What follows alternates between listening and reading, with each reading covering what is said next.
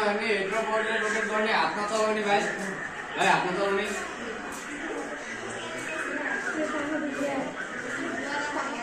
ओइ साथी ढोल लगा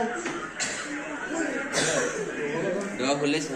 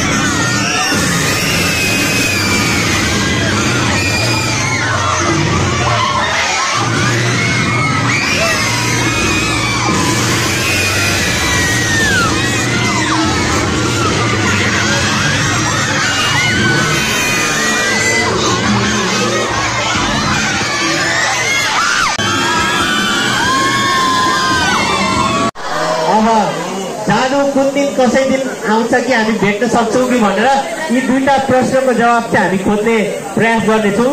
ल सुरुवातमा चाहिँ हामी एउटा पोएमबाट सुरु गरौँ र this poem is very beautiful which is twinkle twinkle little star how I wonder त्यसो म सो ध्यान दिएर सुन्नु होला। यो भनेको हाम्रो सन।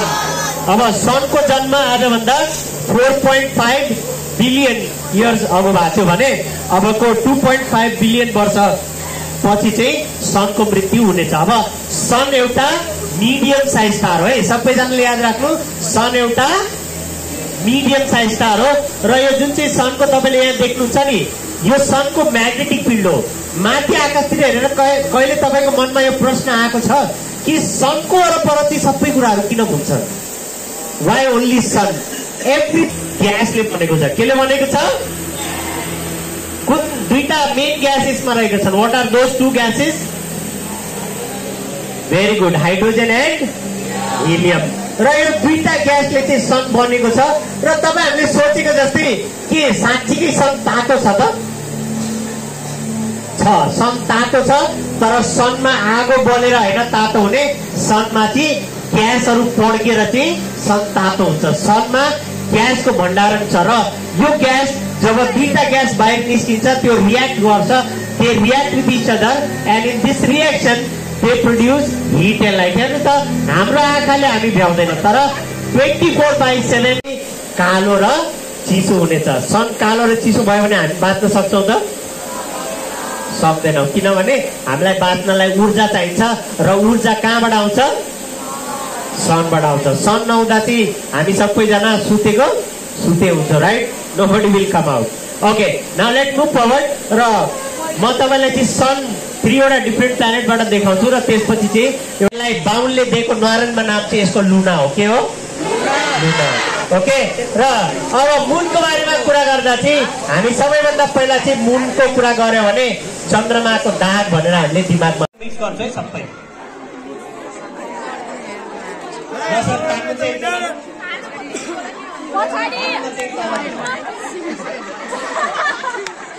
देखेन सर? ल यतापट्टि हात यता गर्नु छ।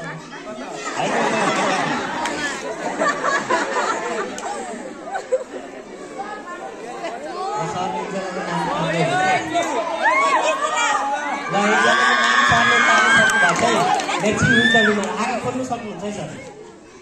नाम पनि पढ्नु होला अब चाहिँ।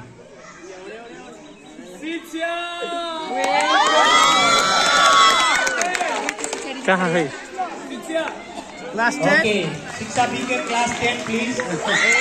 What is it? Kata lucky one. Shiksha please come to the stage. Thank you so much. Girls and boys, let's all clap for her. तपाईको प्रोग्राम हेर्नु भएको छ? तपाईको नाम पक्का हो? Okay, can we clap for her one more time? Okay, girls and boys, thank you so much. Programme हेर्न आउनु भएकोलाई चाहिँ धेरै धेरै धन्यवाद. Hopefully will come to your school next time also. I hope you enjoyed and you learn also something. Thank you and नमस्ते.